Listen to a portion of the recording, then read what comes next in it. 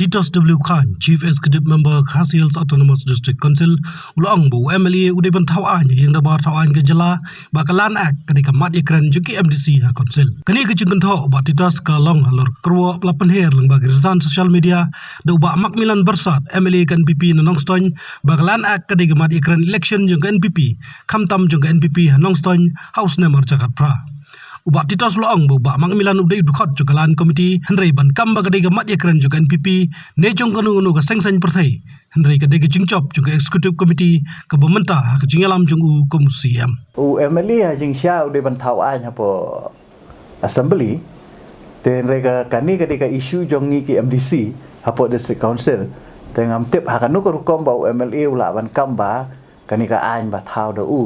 re hoi imla ban len pat ba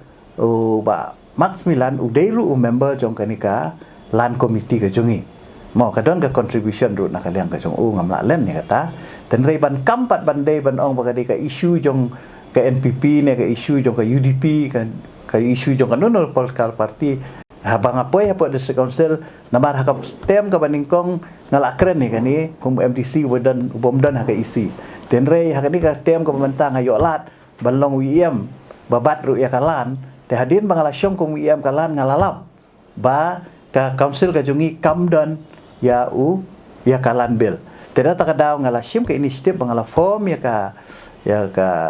lan committee but hadin kata ladon ru ka jinga selok bat ki officer ki jungi ki legal advisor jungi bat ki member jong committee bat ngila sudai ban kentup lang ya iba Max Milan hapo ka committee ka jungi namar ba ideiru i chairman jong kalo commission tekata ka jing kawai ka bangi syemi reban kamban ong ba kadai ka isu jong kan no political party wat mangi ka UDP ru ngi kam haduk menta ba kani kadai ka isu jong ka political party renga syem ba kani kadai ka jing job kadai ka isu ka bangala syem da kani ka isi ka bamenta ka bala yalam da manga komisi